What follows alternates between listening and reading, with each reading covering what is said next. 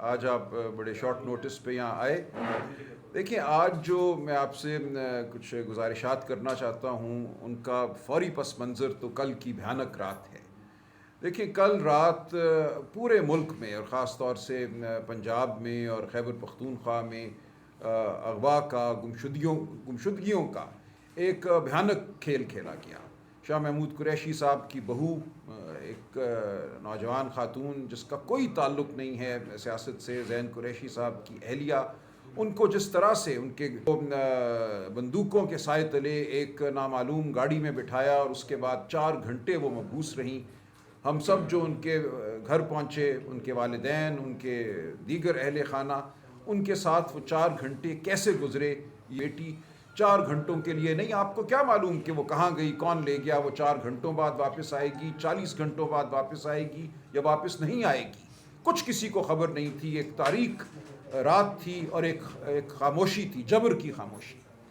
تو یہ سانحہ صرف شاہ محمود قریشی صاحب کی بہو کے ساتھ نہیں ہوا. اس سانحے نے ہمیں یاد دلایا اس فسطائیت کا، اس بے شرمی کا جو پچھلے 2 سال سے اس ملک میں برپا ہے. دیکھیں میں نے لاہور کے ایک حلقے سے الیکشن لڑا، صاحبزادہ صاحب نے بھی الیکشن لڑا فیصل آباد سے. ہم گواہ ہیں اس بربریت کے جو آپ سب نے، ہماری بہنوں نے، ہمارے بھائیوں نے صحیح ہے پچھلے 2 سالوں میں. وہ سمن آباد ہو، وہ اچھرا ہو، جس گلی میں گیا میں نے یہی خبر سنی، یہی میں نے دکھ کی داستان سنی. کسی کی عزت محفوظ نہیں رہی، کوئی گھر محفوظ نہیں رہا. گھروں میں دندناتے لوگ آئے ہیں، وہ بچیاں ہوں، وہ بچے ہوں، وہ مائیں ہوں، وہ بہنیں ہوں، وہ بیویاں ہوں، سب پہ ہاتھ پڑا ہے. سعد اللہ بلوچ کی اہلیہ اور بیٹی کے ساتھ جو ہوا وہ واقعہ پرانا نہیں ہے. کل رات ہم نے دیکھا پورے ملک میں، خیبر پختونخوا میں لوگوں کو اغوا کیا گیا، ریاض فتحانہ کے بیٹے کو اغوا کیا گیا، ڈاکٹر زرکا کے خاندان پہ ہاتھ ڈالا گیا. تو یہ طریقہ ہے آئینی ترمیم کرنے کا. دیکھیں میں آج آپ سے بطور ایک شہری، بطور ایک انسان مخاطب ہوں، اور آپ کو میں بطور انسان دعوت دیتا ہوں فکر کی، غور کی کہ ہم کہاں کھڑے ہیں، یہ ملک کہاں کھڑا ہے. ایسا جبر ہم نے پچھلے 400-500 سال میں نہیں سنا کہ ہوا ہو، کہ گھروں میں پہ دھاوا بولا گیا ہو، بہو بیٹیوں کو اٹھایا گیا ہو سیاسی مقصد کے لیے. انگریز نے یہ نہیں کیا.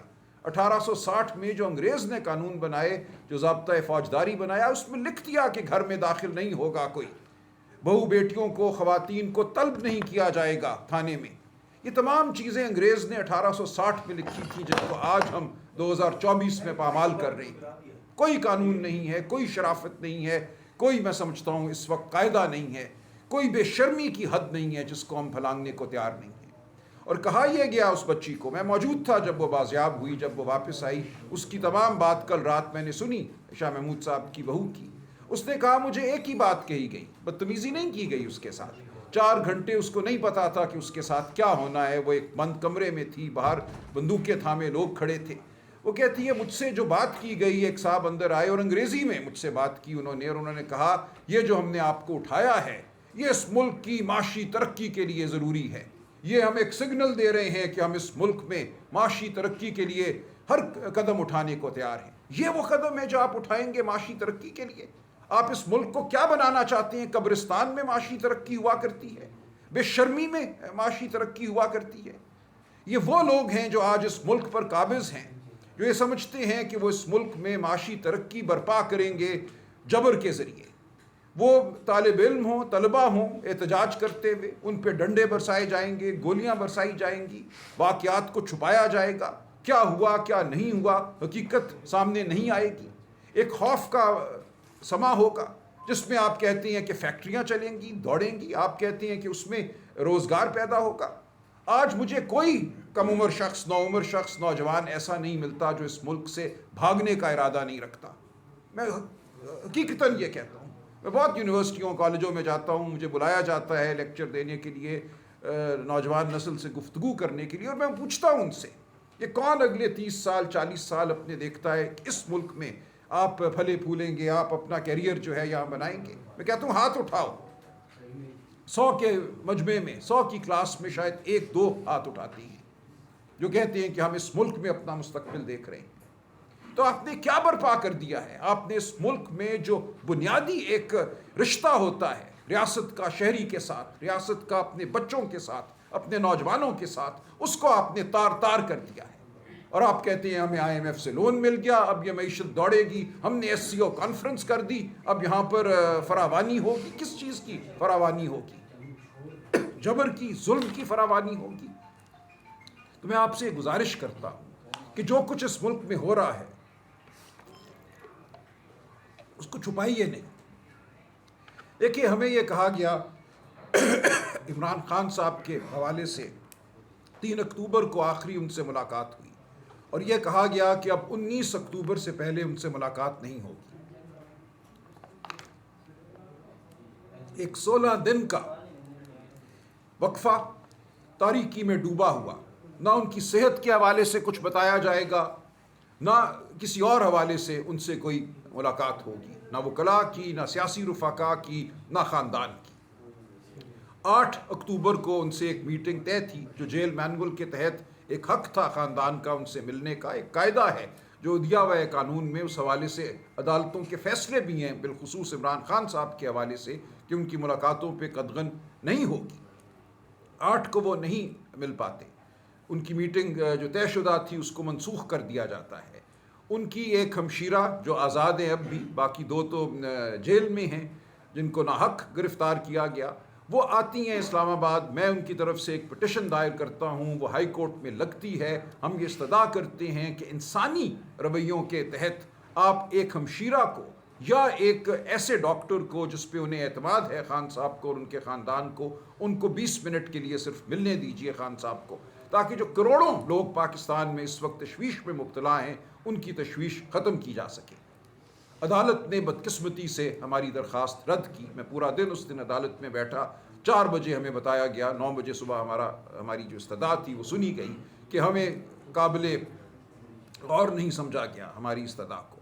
ہم آئے باہر، ہماری پولیٹیکل کمیٹی نے ایک ہنگامی اجلاس کیا، اس میں ہم نے یہ فیصلہ کیا کہ اب ہمیں احتجاج کرنا ہے۔ ہم قانونی راستہ اپنا چکے، کوئی اور آگے ہمیں راستہ نظر نہیں آتا۔ ہم عمران خان صاحب کو 16 دن ان کے رحم و کرم پر نہیں چھوڑ سکتے۔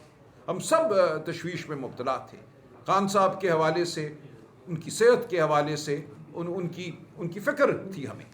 تو ہم نے یہ فیصلہ کیا 11 تاریخ کی شام کہ ہم 15 تاریخ کو اسلام آباد میں ایک احتجاج کریں گے۔ اب اس کے بعد کیا ہوا؟ بہت سوال اٹھے ہیں، میں سمجھتا ہوں ہمیں جواب دینا چاہیے ان سوالات کا۔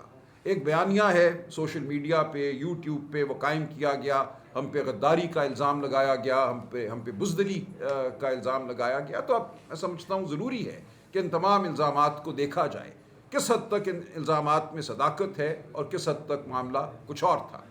ہوا اس طرح سے، اب میں آپ سے عرض کرتا ہوں بطور سیکرٹری جنرل، جب 11 تاریخ کی شام یہ فیصلہ ہو گیا کہ 15 کو ہم نے آنا ہے اسلام آباد اپنا احتجاج ریکارڈ کرنے، پرامن احتجاج ریکارڈ کرنے، ہم نے کبھی توڑ پھوڑ نہیں کی۔ خان صاحب کی پوری سیاست اس چیز کی گواہ ہے کہ ہم نے تخریب کی سیاست نہیں کی۔ سڑک پہ آنا ہمارا بنیادی حق ہے، اس حق کو اب اس رجیم نے اس دور میں ایک جرم سمجھ لیا گیا ہے۔ اور یہ ہمارے حوالے سے نہیں، جو بچوں کے ساتھ ہو رہا ہے، جو اس وقت پنجاب میں اور پورے پاکستان میں اس وقت جو ایک تشویش کی لہر ہے، جو ہمارے بچے سڑکوں پر آ رہے ہیں، جو ان کے ساتھ سلوک کیا جا رہا ہے، ان کو مجرم سمجھا جا رہا ہے۔ یہ نہیں ہے مجرم، انگریز بھی اس کا حق دیتا تھا۔ بڑے بڑے مجمع برپا ہوتے تھے، لوگ سڑکوں پر مارچ کرتے تھے، احتجاج کرتے تھے، نعرے لگاتے تھے۔ یہ کب سے جرم ہو گیا؟ یہ ایک بنیادی انسانی حق ہے احتجاج۔ اس احتجاج کو آپ نے جرم کا نام دیا۔ آپ نے کہا جو آئے گا ہم اس کو مار پیٹ کے ختم کر دیں گے، اس کو مبہوس کریں گے، مقدمہ بنائیں گے یا مقدمہ نہیں بنائیں گے، اس کو اغوا کر کے کسی کال کوٹڑی میں ڈال دیں گے۔ آج انتظار پنجھوتا کہاں ہے؟ آج 9واں دن ہے، انتظار پنجھوتا کا کچھ پتہ نہیں، اس کے خلاف نہ کوئی مقدمہ ہے، نہ اسے کسی عدالت میں پیش کیا گیا۔ تو یہ ہے وہ صورتحال جس سے ہم دوچار تھے۔ 12-13 تاریخ کے دوران مجھے مختلف علاقوں سے، پنجاب، خیبر پختونخوا اور اس سے آگے بھی، ایم پی اے حضرات کے فون آئے۔ تقریباً 70-75 ایم پی اے حضرات کے مجھ سے رابطہ ہوا، اور مجھے یہ کہا گیا کہ جو فسطائیت کا عالم ہے اس وقت 4 اور 5 اکتوبر کے بعد، جتنے لوگ ہمارے اٹھا لیے گئے ہیں، بے گناہ لوگ اٹھا لیے گئے ہیں، جو بچوں کو مارا پیٹا گیا ہے، تو ہم اس وقت اس قابل اپنے آپ کو نہیں پاتے کہ ہم اسلام آباد صحیح طریقے سے آ سکیں۔ ہم روپوش ہیں، ہم گھر سے باہر نکلنے کی حالت میں نہیں ہیں. تو اس حوالے سے یہ کہا گیا کہ اس بارے میں غور کیا جائے. شاید ہم اس طریقے سے اسلام آباد نہ پہنچ سکیں جو ہمارے راستے میں کنٹینر لگائے جائیں گے, جو ہم پر شیلنگ ہوگی, جو مار پیٹ ہوگی. پہلے ہی ہم اپنے بہت سے لوگ کھو بیٹھے ہیں جو حکومت خانوں میں ہیں, جو تھانوں میں ہیں. تو غور کیجیے. ہم نے یہ بات پولیٹیکل کمیٹی کے سامنے رکھی. اس پہ غور جاری تھا. ہم سمجھتے تھے کہ اس کے باوجود ہمیں اپنا احتجاج جو ہے وہ ریکارڈ کرنا چاہیے کہ ہمیں مختلف ایمبسیز سے, دوست ممالک کی ایمبسیز سے, وہ ممالک جنہوں نے یہاں شرکت کرنی تھی ایس سی او کے اجلاس میں, ان کی جانب سے درخواستیں وصول ہوئیں کہ آپ یہ احتجاج نہ کیجیے 15 کو. اب یہ وہ ممالک ہیں جن کے ساتھ ہمارا حکومت میں قریبی تعلق رہا ہے. ہم ان کو پاکستان کا خیر خواہ سمجھتے ہیں. آئندہ بھی ہم سمجھتے ہیں کہ اس ملک کی حقیقی حکومت عمران خان صاحب کے تحت پی ٹی آئی کی حکومت ہوگی. ہم نے ان لوگوں سے, ان ریاستوں سے آئندہ بھی معاملہ رکھنا ہے. ان کی درخواست کو ہم بیک جنبش قلم مسترد نہیں کر سکتے تھے. یہ بھی ایک واقعہ تھا جس کو ہم نے سامنے رکھا. اسی طرح ہمارے جو اس وقت آئین کی بقا میں جو ہماری